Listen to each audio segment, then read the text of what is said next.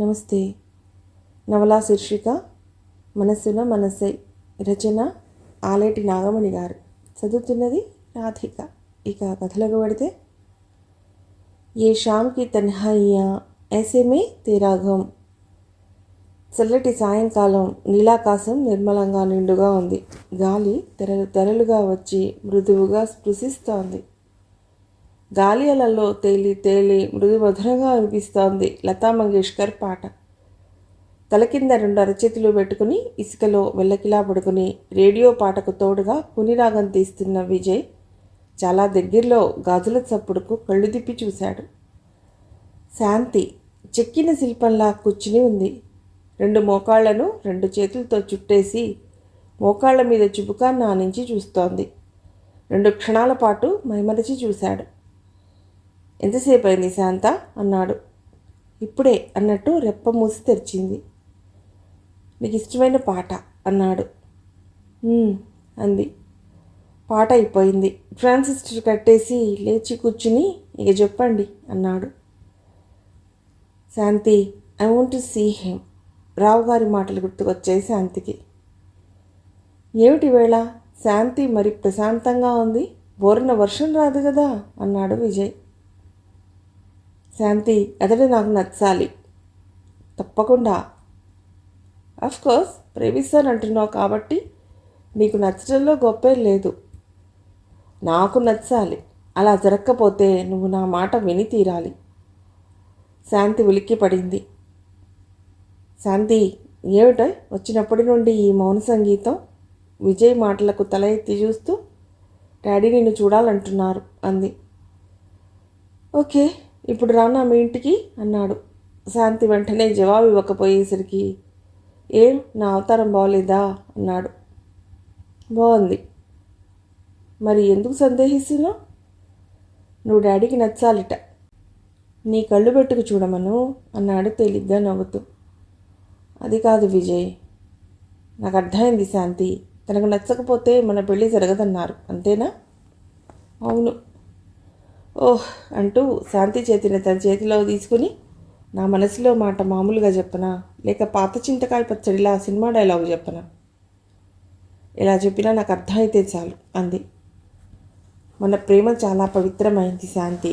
మన ప్రేమను కాదనే హక్కు, కలిసిన మన మనసులను విడదీసే అధికారం మీ నాన్నకే కాదు, మీ నాన్నను పుట్టించిన బ్రహ్మదేవుడి తరం కూడా కాదు.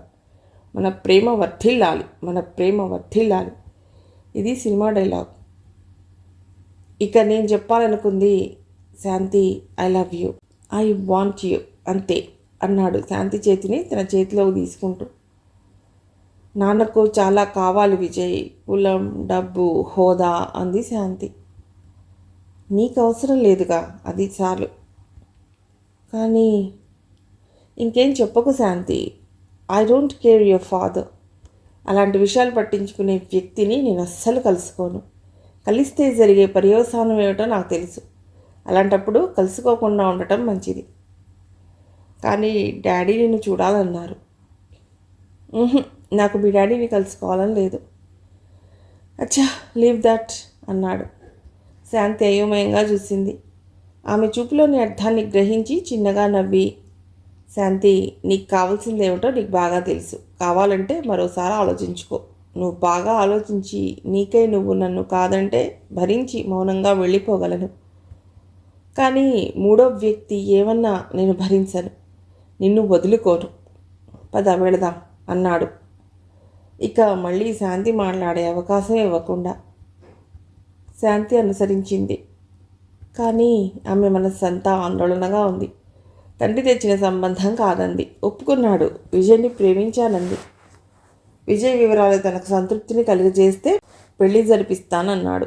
కానీ తాను ప్రేమించిన విజయ్ గురించి పూర్తిగా తనకేం తెలియదు. అతడు ఒంటరివాడు, పేదవాడని, స్కాలర్షిప్ డబ్బులతో చదువుకుంటూ ట్యూషన్ చెప్తే వచ్చే డబ్బుతో హాస్టల్లో ఉంటున్నాడని, చాలా మంచివాడని, మనసున్న మనిషిని తప్ప అతడి వ్యక్తిగత విషయాలు తెలియవు తనకు. తాను అడగనూ లేదు. నిజానికి ఆ విషయాలు తనకు అవసరం అనిపించలేదు. కానీ ఇప్పుడు తండ్రి. శాంతి ఆలోచిస్తూనే ఇల్లు చేరింది. శాంతి విజయల పరిచయం చాలా గమ్మత్తుగా జరిగింది. ఆ రోజు నమస్తే, నా పేరు శాంతి. మీ పేరు విజయ్ గదూ? ఆమె మాటల కులిక్కిపడి బిత్తరపోతూ నమస్తే అన్నాడు విజయ్. ఆమె చిరునవ్వు అందంగా అప్పుడే విచ్చిన మందారంలా నిండుగా, స్నిగ్ధంగా, ముగ్ధ మనోహరంగా ఉంది. కాటుక దిద్దిన కళ్ళల్లో అతడి రూపం నిండుగా. కూర్చోండి అన్నాడు చేతిలోని నోట్బుక్ మూసి సరిగ్గా కూర్చుంటూ. ఆమె కుర్చీలో కూర్చుని గదినంతా ఓసారి కలియ చూసింది. బ్రహ్మచారి గదైనా చాలా నీట్గా ఉంది.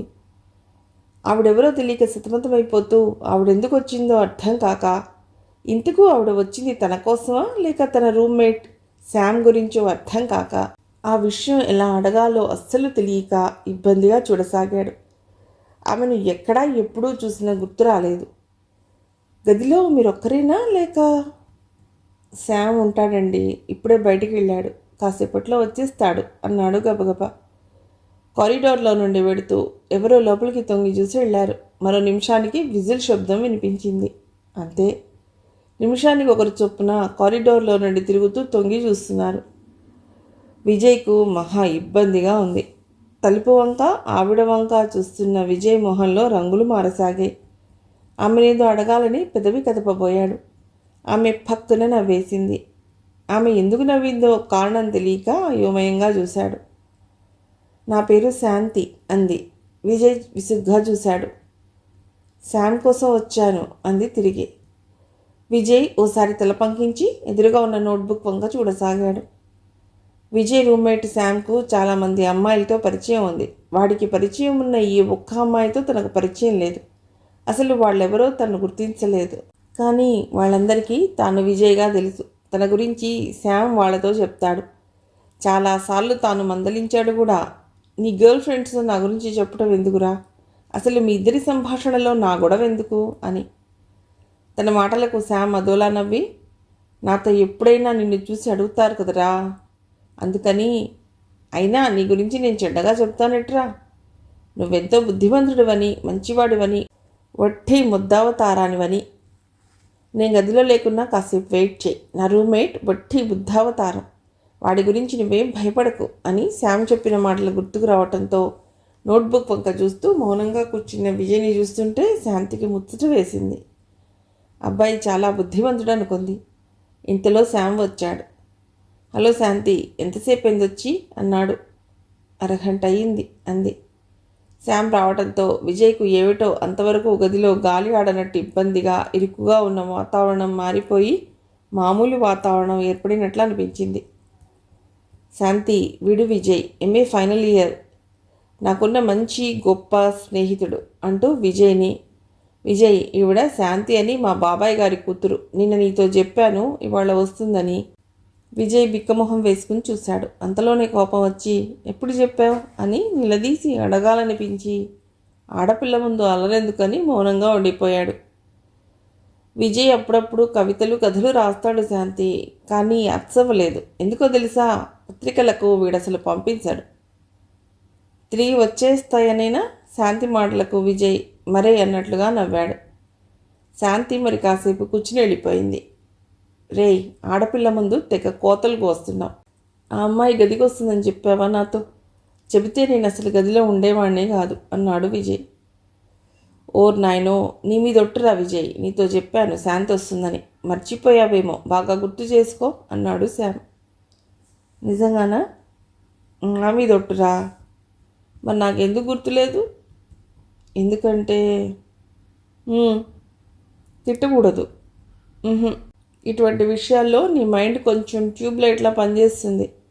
రేపు శాంతి వస్తుందని నేను చెప్తే ఇప్పట్లో రాదు అన్నావు నువ్వే అన్నాడు. విజయ్ నోరు తెరిచాడు. హాయ్ విజయ్. లైబ్రరీ మెట్లు ఎక్కుతున్న విజయ్ ఉలిక్కి పడుతూ ఆగిపోయి పిలుపు వినిపించిన వైపు చూశాడు.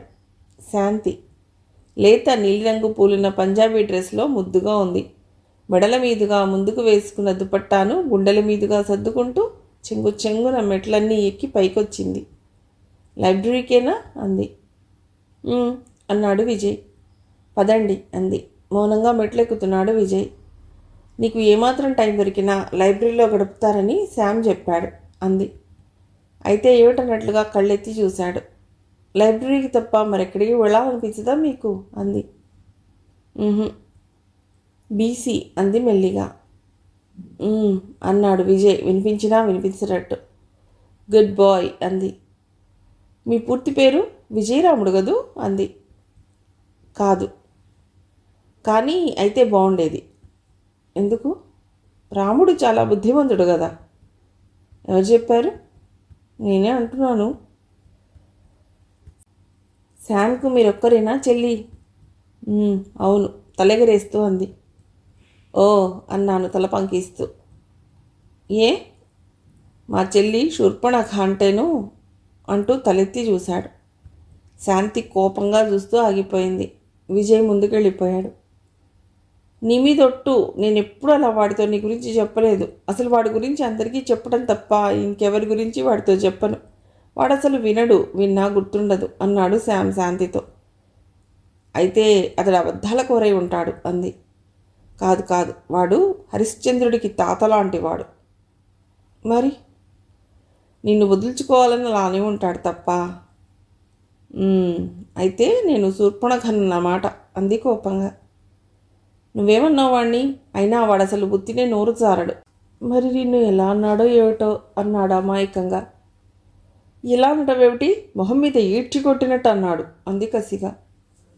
నువ్వేమీ అనలేదా? భయపడుతూనే అడిగాడు శామ్.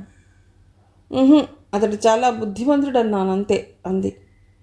అది సంగతి. అనేదేదో మామూలుగా అన్నావా, వ్యంగ్యంగా అన్నావా? అంటే కోపంగా చూసింది. అలా చూడకే శాంతి. అయినా అతడి జోలి నీకెందుకు? నువ్వు అసలు అతడితో ఎందుకు మాట్లాడటం అన్నాడు. నేనేం అతడి జోలికి వెళ్ళలేదు. 1-2 సార్లు నువ్వే అతడి గురించి చెప్తే పలుకరించాను. తప్పున్నరా? వాడేం జులాయి వెధవా, అల్లాటప్ప వెధవా అనుకున్నావా? ఆడపిల్ల పలుకరించగానే వంకర్లు తిరిగిపోవటానికి.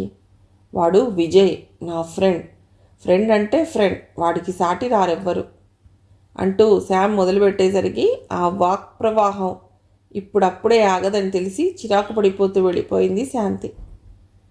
మరోసారి హలో విజయ్ అంది శాంతి.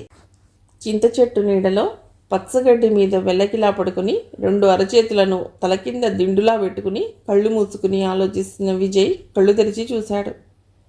ఎదురుగా శాంతి. హలో అన్నాడు.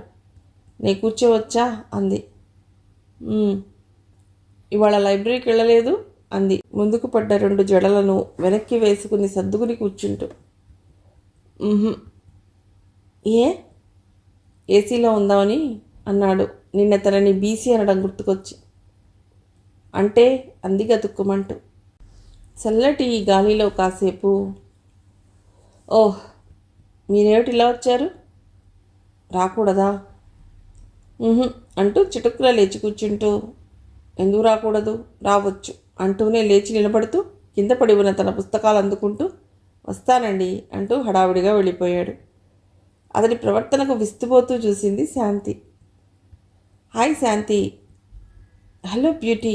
ఎవరెవరో పలుకరించడం చూసి తను లేచి బయలుదేరింది. మీ ఫ్రెండ్కు నేనంటే భయం అంది శాంతి గర్వంగా నవ్వుతూ. శామ్ పెదవి విరుస్తూ కాదు, ఆడవాళ్ళంటేనే భయం అన్నాడు. నేనంటే మరీ ఎక్కువ అంది.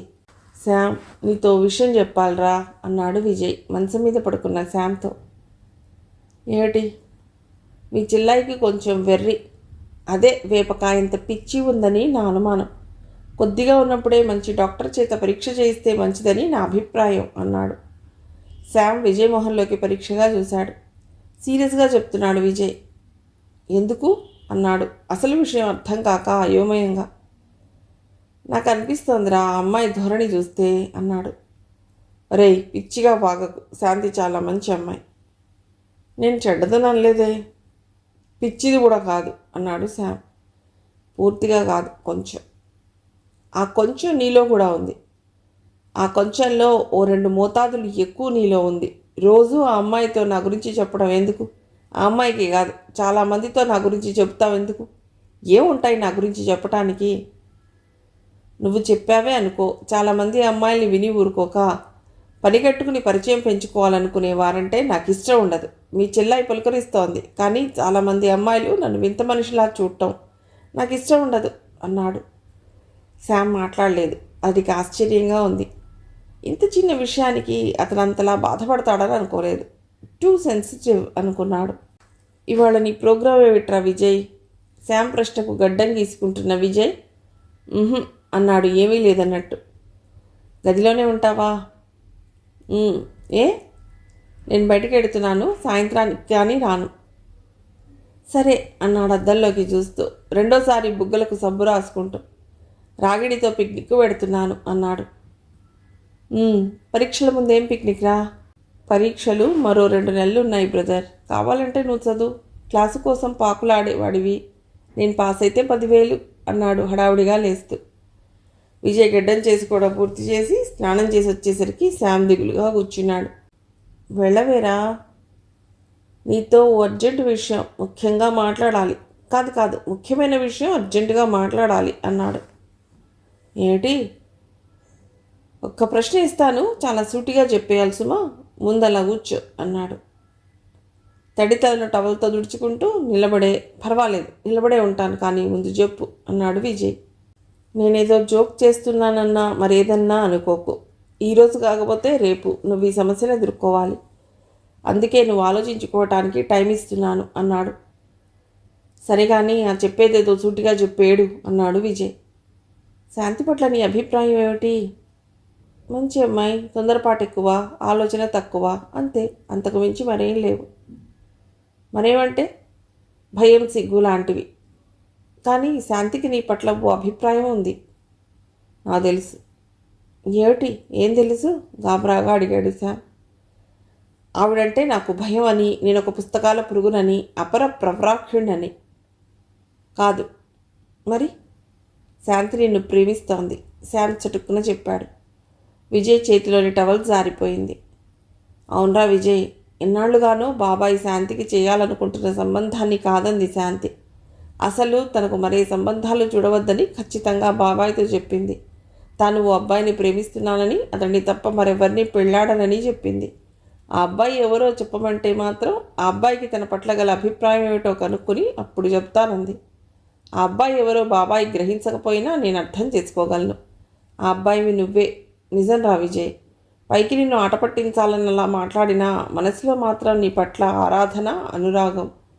ఆ పైన నీ ఇష్టం. శాంతి గురించి నేనంతగా చెప్పడం బాగుండదు, కానీ ఒక్క విషయం, శాంతికి తొందరపాటు ఎక్కువ, ఆలోచన తక్కువ అని అన్నావు. నిజమే, కానీ నీ విషయంలో కూడా అలాగే తన అభిప్రాయాన్ని తీసుకుందని మాత్రం అనుకోకు. శాంతి చాలా మంచి అమ్మాయి. అల్లరితో పాటు అమాయకత్వం ఉన్నాయి. దాన్ని మించిన మొండితనం ఉంది. నువ్వు కాదంటే శాంతి భరించలేదు. వాళ్ళింట్లో వాళ్ళు ఒప్పుకోకపోయినా సహించదు. అందుకే శాంతి విషయంలో నువ్వు ఒక నిర్ణయానికి వచ్చే ముందు బాగా ఆలోచించుకో. బాబాయికి ఒక్కగానొక్క కూతురు. బాబాయ్ కాదనడు. ఒకవేళ అన్నా శాంతి ఎదురు తిరుగుతుంది. ఇక నీ గురించి శాంతికి నేనంతా చెప్పాను. అంతా తెలిసే తను ఈ నిర్ణయానికి వచ్చింది. నేను పెడతారా? ఇప్పటికే చాలా ఆలస్యమైంది. ఇవాళంతా ఒంటరిగా ఉంటావు కదా అని నీ మనసుకు మెదడుకు మెతపెట్టి మరీ పెడుతున్నాను. వస్తా అంటూ శామ్ వెళ్ళిపోయాడు. విజయ్ చాలాసేపటి వరకు తేరుకోలేకపోయాడు. శాంతి తత్వం, ప్రవర్తన చూసి తనను అల్లరి పెడుతుందనుకున్నాడే తప్ప ఇలాంటి పరిస్థితి తాను ఎదుర్కోవలసి వస్తుందని అనుకోలేదు. నిజానికి శాంతి పట్ల తనకు ఎలాంటి అభిప్రాయమూ లేదు. ఒక్క శాంతే కాదు, అసలు ఏ ఆడపిల్ల పట్ల లేదు. ప్రేమ అన్న భావన, పెళ్లి గురించి ఆలోచన తనలో రాలేదు. దానికి కారణం తన భావి మీద తనకున్న కోర్కే, ప్రస్తుతం తాను ఉన్న పరిస్థితి. హాయ్ విజయ్ చెవి పక్కనే వినిపించడంతో సీరియస్గా చదువుకుంటున్న విజయ్ ఉలిక్కిపడ్డాడు. లైబ్రరీలో నిశ్శబ్దం రాజ్యం చేస్తోంది. అందుకే చాలా మెల్లిగా చెవి దగ్గర పిలిచింది శాంతి. విజయ్ పక్కనే కుర్చీలో కూర్చుంటూ ఏం చదువుతున్నారు అంది. విజయ్ పుస్తకం వంక ఓసారి చూసి ఆమె వైపు తిరిగాడు. అంటూ నిట్టూర్చి మీతో మాట్లాడాలి, అలా ఓసారి బయటకు వస్తారా అంది.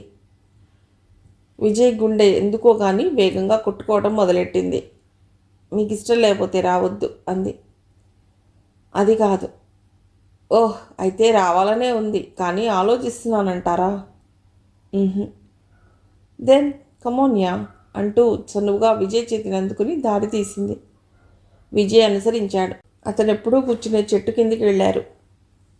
చెప్పండి అన్నాడు 2 చేతులు కట్టుకుని కూర్చుంటూ.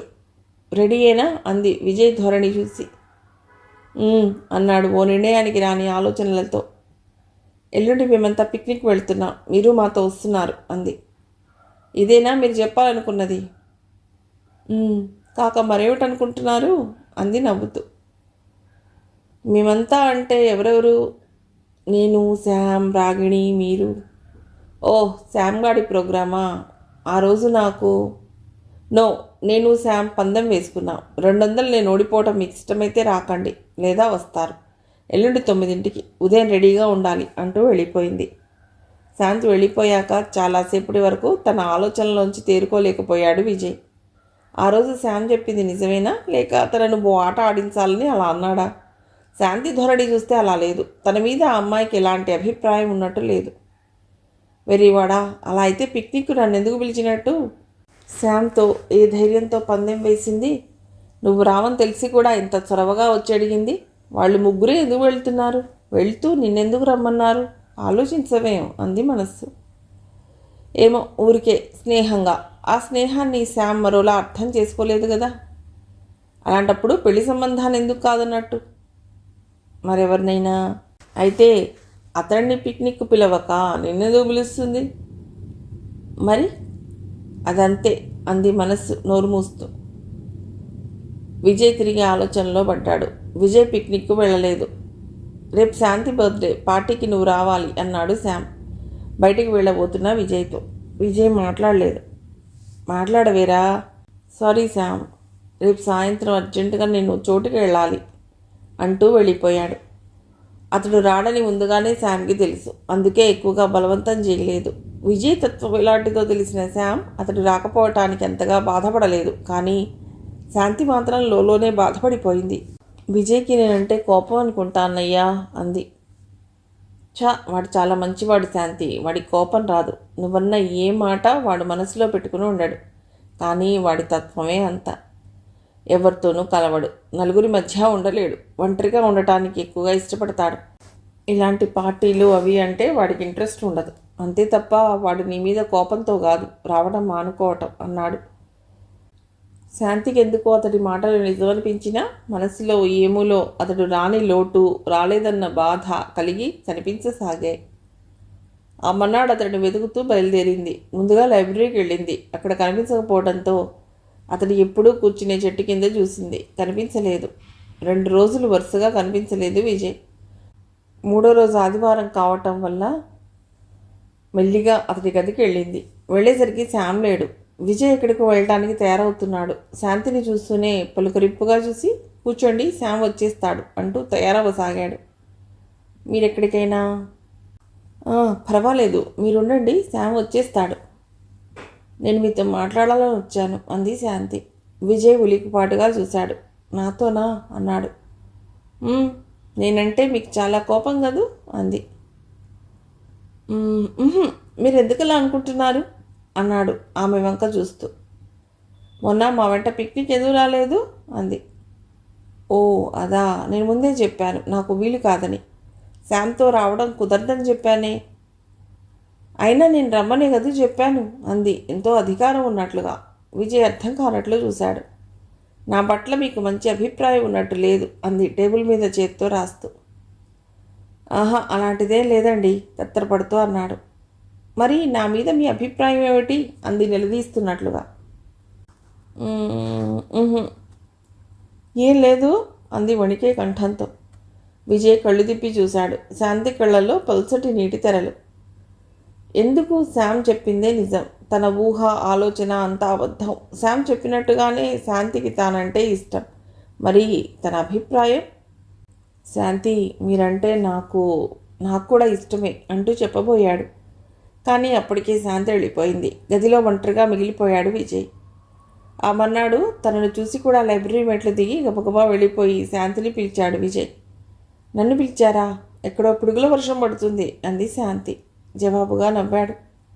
నా మీద కోపంగా ఉందా మీకు? అంది శాంతి ఉందన్నట్లుగా. ఊహు అంటూ ఉందన్నట్టు తలాడించడం అర్థం కాక 2 జవాబుల్లో ఏది సరైందో అర్థం కాలేదు విజయ్కు. మీతో ఓ విషయం చెప్పాలి. చెప్పండి అంది. ఇక్కడేనా?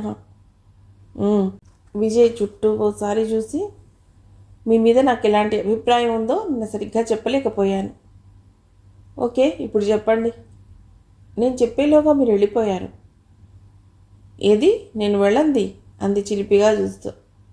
శాంతి, ఐ లవ్ యూ అన్నాడు చటుక్కున. శాంతి కళ్ళు పెద్దవి చేసి, ఇంత ధైర్యం అంది. విజయ్ బిక్కమొహం వేసి శాంతి కళ్ళలోని అల్లరిని చూసి నవ్వేశాడు. ఆ రోజు నుండి వారిద్దరి మధ్య స్నేహం పెరిగి పెరిగి చివరికి నెలలోగానే పెళ్లి వరకు వచ్చింది. ఈలోగా పరీక్షలు అయిపోయాయి. సాయంత్రం 6 గంటలుగా వస్తోంది. వేసవి కావటం మూలాన ఇంకా వెలుతురుగానే ఉంది.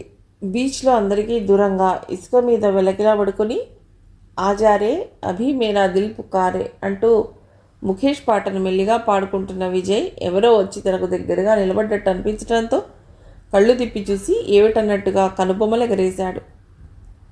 అతడు ఫుల్ సూట్లో హుందాగా ఉన్నాడు. అతడి కళ్ళతోడు మొహానికి గంభీరతను పెంచితే అతడి పెదవుల మధ్య ఉన్న సిగార్ మరింత హుందాతనాన్ని పెంచుతోంది. అతడి మొహంలో చూపుల్లో ఏమాత్రం మృదుత్వం కనిపించలేదు. విజయ్ అంటే నువ్వేనా? నా పేరు విజయ్, కానీ మీకు కావలసిన విజయ్ని నేనో కాదో నాకు తెలియదు. ఎందుకంటే నేను ఎప్పుడూ మిమ్మల్ని చూడలేదు.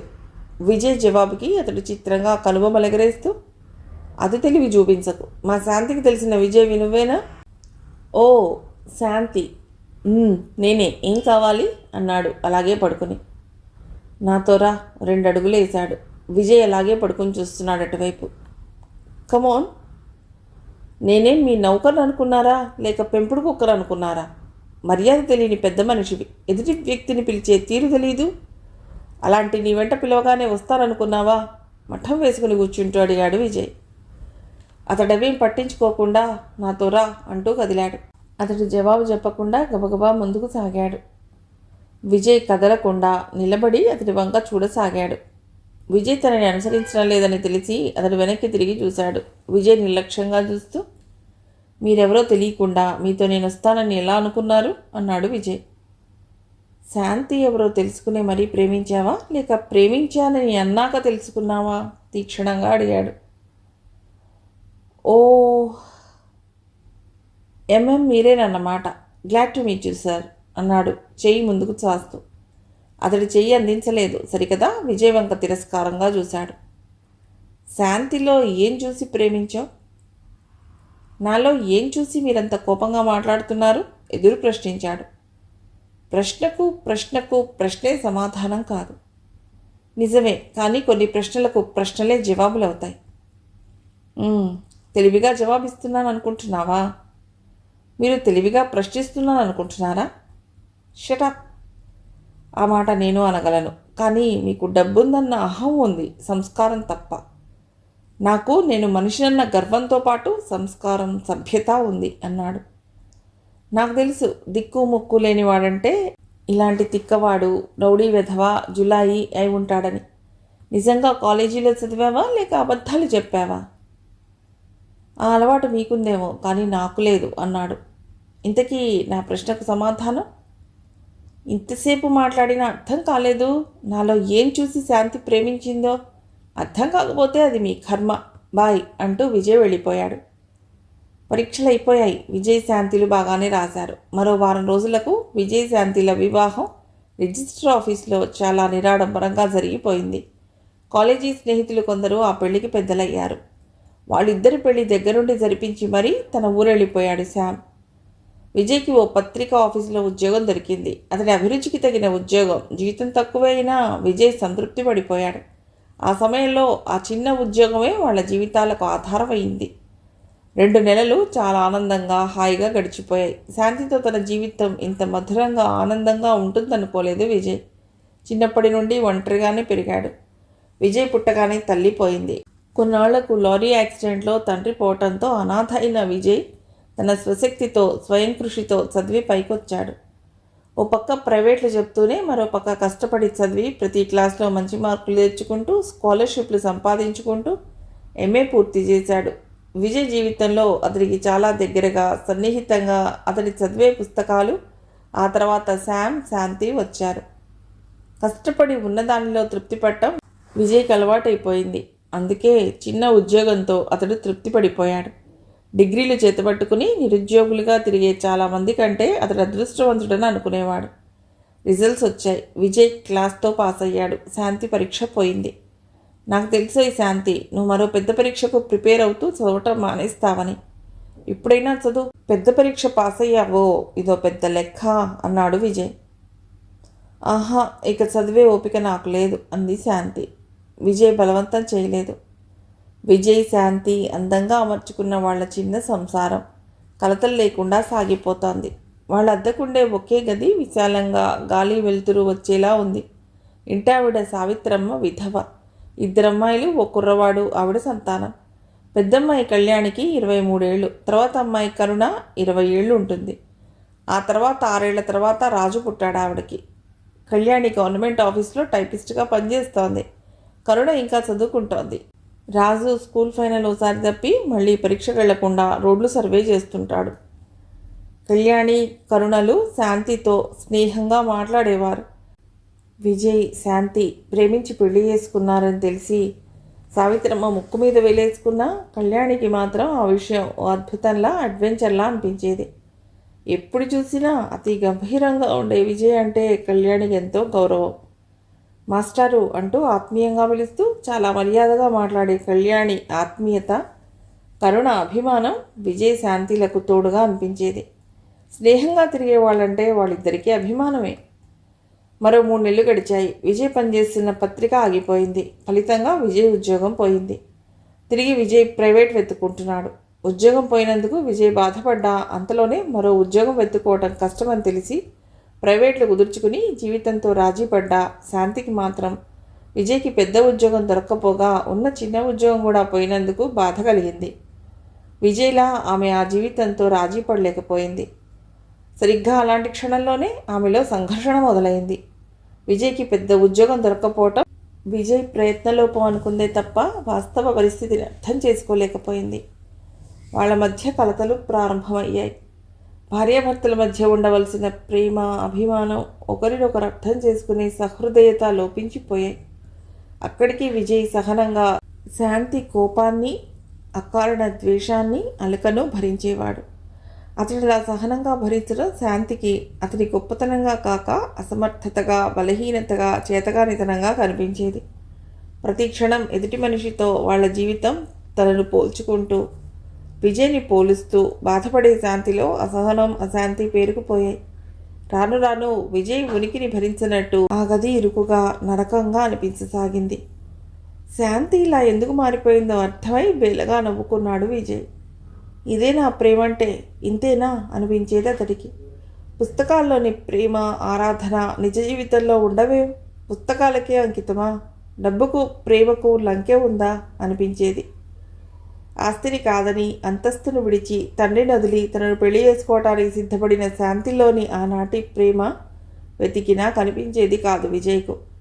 కలగా, మధుర స్మృతిగా మిగిలిపోయిందా గతం. ప్రేమ నిరంతరం సాగే జీవనది లాంటిది. ఆకర్షణ అలా కాదు. చిన్న గిన్నెలో నిండుగా పాలు పోసి పొంగించినట్టు 4 రోజుల్లో స్నేహం, ప్రేమ, పెళ్ళి జరిగి ఆవేశం, ఆరాటం కలిపివేసిన ఆ బంధానికి ఆయువెంత? చిన్న గిన్నెలో ఎక్కువ పాలు ఎలా ఉండకుండా పొంగిపోతాయో ఇది అంతే అయింది. శాంతికి సుదర్శనం పరిచయం అతి సామాన్యంగా జరిగిన ఆమె జీవితాన్ని మరో మలుపు తిప్పింది. సుదర్శనం డాక్టర్. ఆ వీధిలోనే క్లినిక్ ఉంది. వీళ్ళ గదికెదురుగా ఉండే ఆ క్లినిక్ను ఒంటరిగా గదిలో ఉన్నప్పుడు ఏం తోచక చూసేది శాంతి. ఓ 2 సార్లు తలనొప్పి వస్తే వెళ్ళి మందు కూడా తెచ్చుకుంది. ఇంటికి ఎదురుగా ఉండటం వల్ల కాబోలు శాంతి అందం, అమాయకత్వం ఆకర్షించి కాబోలు సుదర్శనం పరిచయం పెంచుకున్నాడు. మాటల్లో అతడి సానుభూతి, జాలి, తన పట్ల అభిమానం వ్యక్తం చేయటం శాంతికి అతడు ఆత్మీయుడైపోయాడు. తన కష్టసుఖాలు అతడితో చెప్పుకునేది. అతడి ఓదార్పు ఆమెకెంతో ఉపశమనం కలిగించేది కూడా. కానీ ఈ సమాజం ముందు వాళ్ళ స్నేహం, ఆత్మీయత సహజమైందిగా తోచలేదు. అందుకే ఏవేవో అనుకునేవారంతా రాను రాను మొహం మీదే అనసాగారు. విజయ్ విన్నా పట్టించుకునేవాడు కాదు. అతడికి శాంతి మీద ప్రేమ కాదు, నమ్మకం కూడా ఉన్నాయి. లోకం మాటలకు విలువనిచ్చేవాడు కాదు. కానీ శాంతి ఆ నమ్మకాన్ని వమ్ము చేసేసింది. ఆ రోజు సాయంత్రం ప్రైవేట్ నుండి తిరిగి వచ్చిన విజయ్కి టేబుల్ మీద శాంతి రాసి పెట్టిన ఉత్తరం పిడుగులా తోచింది. నమ్మలేకపోయాడు. కానీ నమ్మక తప్పింది కాదు. జరిగిన దానికి కారణం శాంతి కాదు, నేనే అనుకుంటూ బాధపడిపోయాడు. అతడి బాధను ఆవేదనను పంచుకున్న వ్యక్తులు ఇద్దరే, కళ్యాణి, కరుణ.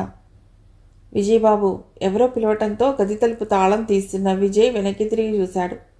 పక్కింటి యజమాని. తను పత్రికాఫీసులో పనిచేస్తుండగా వారం పత్రిక చదవడం కోసం తనతో పరిచయం చేసుకున్న పెద్ద మనిషి. కనిపించడం లేదు అన్నాడు. జవాబుగా చిన్నగా నవ్వాడు. ఇంట్లో కూడా అమ్మాయి కనిపించడం లేదు అన్నాడు అదోలా చూస్తూ. విజయ్కి అతడి ప్రశ్నలోని అంతరార్థం తెలుసు. ప్రశ్నకు జవాబు తెలిసి కూడా అతడు ప్రశ్న వేస్తున్నాడంటే ఏం మనుషులో అనుకుంటూ నిశ్శబ్దంగా నిలబడిపోయాడు. అమ్మాయి తరచూ డాక్టర్ దగ్గరికి వెళ్ళి మాట్లాడుతూ ఉంటే అప్పుడే నాకెందుకో అనుమానం వచ్చింది బాబు. కానీ చెబితే చాదస్తం కింద జమ కడతారేమోనని. అయినా ఇవేం బుద్ధులు, ఆడదన్నాక ఆ మాత్రం బుద్ధి ఉండకూడదు. కష్టాలు వచ్చాయని కట్టుకున్న వాడిని వదిలి వెళ్ళిపోవటమేనా అసలు ఆ అమ్మాయిని నమ్మటం? ప్లీజ్ మాస్టారు వెళ్ళిపోండి అంటూ గది తలుపు తెరిచి గదిలోకి వెళ్ళి తలుపులు మూసుకున్నాడు. పెళ్ళాం మరో పురుషుడితో లేచిపోయిందంటే ఓ పక్క జాలి చూపిస్తూనే మరో పక్క దెప్పి పొడిచే హింసించే ఈ మనుషులను ఏమనగలం? వాళ్ల నోళ్ళు ఎలా మూయించగలం? ఎదుటివాడి పెళ్ళాం లేచిపోయిందంటే సంతోషించి వాడి పెళ్ళాం అలా వెళ్ళటానికి వాడి అసమర్థతే కారణమని నిందిస్తూ నలుగురిలో తనే మగవాడినని తోటి మనిషి గురించి హీనంగా మాట్లాడి సంతోషిస్తారు కొందరు. వాళ్ళ సంస్కారానికి ఓ నమస్కారం పెట్టాలనిపిస్తుంది. జారిపడిన వాడిని లేవతీయటానికి చూడకుండా వారు మళ్ళీ లేవకుండా రాళ్లు విసురుతుంది సమాజం. అయిన గాయాన్ని కాకిలా పొడుస్తూ మరింత పెద్దగా చేయాలని చూస్తుంది. లేవాలని, లేచి నిలబడాలని ప్రయత్నించే వాడికి ధైర్యాన్నిచ్చి చేయూతనివ్వటం ఈ సమాజం ఇప్పట్లో నేర్చుకోదు. గుడ్డిది చెవిటిది అయిన ఈ సమాజం నిజాన్ని చూడలేదు, వినలేదు మాస్టారు. అలా అని నిజం చెప్పటం మానేస్తారు. ఓడిపోయిన మనిషికి గెలిచే అవకాశం అది ఇవ్వదని అసలు ప్రయత్నమే చేయకుండా మానుకుంటారా మాస్టారు? సమాజానికి తెలియవని మనం చేయటం మానుకుంటామా? అలా ఎప్పుడు కాదు మాస్టారు. మనిషి ఆశాజీవి. మనిషి ఊపిరి ఆశ. నిరాశ, పెరిగితనం, నిర్లిప్తత మనిషిని బతకనీయవు మాస్టారు. జీవితం మనతో రాజీ పడినప్పుడు మనమే జీవితంతో రాజీ పడాలి మాస్టారు. లోకం సుడిగాల్ లాంటిది. భయపడినంత వరకు మనల్ని చుట్టుకుని గిర్రున తిప్పేస్తుంది. కానీ ఎదురు తిరిగి గట్టిగా నిలబడితే మన చుట్టూ అది తిరుగుతుంది. అంతే. ఎవరో ఏదో అంటారని బాధపడకండి మాస్టారు. మిమ్మల్ని అర్థం చేసుకోలేని వాళ్ళు అమాయకులని క్షమించండి. తెలిసి అనేవాళ్ళని మూర్ఖులను వదిలేయండి. కళ్యాణి మాటలకు, ఓదార్పుకు విజయ్ మనస్సుకు ప్రశాంతత చిక్కినా ఏమూలో శాంతి చేసిన పని మనసును పుండులా తొలిచేది. కళ్యాణి అభిమానం ఆరాధనగా మారిపోయింది. కళ్యాణి అతి చేరువకు రావటము జాలి, సానుభూతి అయితే భరించలేదు. ప్రేమ అనుకుంటే నమ్మకం పోయింది. ఆరాధన అంటే అంతా ట్రాష్. ఆకర్షణ, మోజు అంటే సబబుగా ఉంటుందేమో. కానీ కళ్యాణివి అవేం కాదు. ట్రాష్ కాదు, కానీ తనకు అర్హత లేదు. తన చేరువలో కళ్యాణి సుఖపడదు. శాంతి సుఖపడిందా? లేదు. కళ్యాణి అంతే. తన నీడలోకి వచ్చాక బాధలు, కష్టాలు, కన్నీళ్లు తప్ప తానేమి ఇవ్వలేడు. రద్దు చేసిన పొరపాటు మళ్ళీ చేయడు. తన మనసు అంగీకరించలేదు. అందుకే కళ్యాణికి చెప్పకుండానే బయలుదేరాడు విజయ్. వెళ్ళిపోతున్నారా మాస్టారు? గదిలో ఉన్న తన కొద్దిపాటి సామాను సూట్ కేసులో సర్దుకుంటున్న విజయ్ తలెత్తి చూశాడు. సాయంకాలపు నీరెండలో గుమ్మల్లో నిలబడ్డ కరుణ నీడ పొడుగ్గా పడుతోంది. కరుణ కళ్ళల్లో అమాయకత్వంతో పాటు కరుగుతున్న పలుసటి కన్నీటి పొర. ఆ చూపులో జాలి. భరించలేనట్టుగా తల తిప్పేసుకుంటూ అన్నాడు. ఎక్కడికి మాస్టారు? తలెత్తి తీక్షణంగా చూడబోయాడు విజయ్. కానీ కరుణ ఎదురుగా లేదు. తలుపు కట్టు పక్కగా ఉన్న కిటికీలో నుండి బయటకు చూస్తోంది. తనకే జవాబు తెలియని ప్రశ్న అది. గమ్యం నిర్ణయించుకోకుండానే ప్రయాణానికి సిద్ధమయ్యాడు. అలాంటప్పుడు కరుణకి ఏం చెప్తాడు? ఎందుకు వెళ్ళిపోతున్నారు మాస్టారు? ఈసారి కరుణ ప్రశ్న కులిక్కిపడ్డాడు. జవాబు తెలిసిన ప్రశ్న, కానీ చెప్పలేదు. చెబితే కరుణ నవ్వుతుందేమో. శాంతి కోసం. శాంతిని వెతుక్కుంటూ వెళ్ళిపోతున్నాడు. ఎంత దూరమైనా సరే వెళ్ళిపోవాలి. శాంతి లేని ఆ ఇంట్లో, ఆ పరిసరాల్లో తాను ఇంకొక క్షణమైనా ఉండలేడు. ఆ ఇంట్లోనే కాదు, ఆ పరిసరాల్లో శాంతి లేదు. కానీ తన జీవితంలో శాంతి ఉందా? తన మనస్సులో శాంతి ఉందా? అందుకని మనస్సు లేదనుకోగలడా? జీవితాన్ని కాదనుకోగలడా? జవాబు చెప్పుకోలేని ప్రశ్నలు. తల విసురుగా విదిలించి లేచి నిలబడ్డాడు విజయ్. కరుణ వైపు తిరిగాడు. మాస్టారు, మీరు వెళ్ళిపోతే ఈ గది ఎంత బోసిపోతుందో, ఎంత కళావిహీనంగా, శాంతి లేని నా జీవితంలా అని అనుకుంటూ నవ్వాడు. గది ఖాళీ చేసి మీరు వెళ్ళిపోతున్నారు మాస్టారు. మీరు లేని లోటు గదికి ఏనాడు తీరకపోవచ్చు, కానీ అలా అని మరొకరికి ఆశ్రయం ఇవ్వకపోతుందా? మీరు లేని లోటును మర్చిపోయి తప్పకుండా మరొకరికి ఆశ్రయం ఇస్తుంది మాస్టారు అంది కరుణ అతడి మొహంలోకి చూస్తూ. విజయ్ కళ్ళెత్తి చూశాడు.